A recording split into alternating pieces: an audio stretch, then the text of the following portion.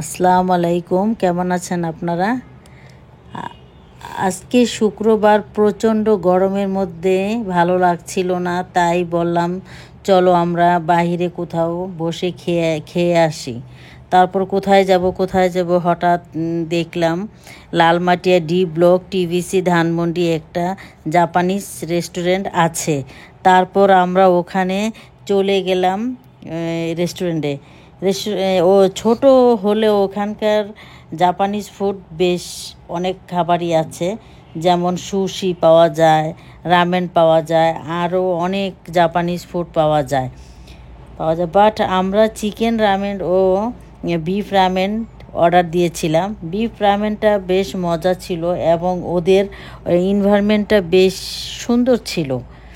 আপনারা যদি Japanese food try করতে চান তাহলে এই রেস্টুরেন্টে যেতে পারেন। ডিসক্রিপশনে রেস্টুরেন্টের অ্যাড্রেস দেওয়া আছে। সবাই আমার চ্যানেলটাকে লাইক এবং সাবস্ক্রাইব করবেন। আল্লাহ হাফেজ।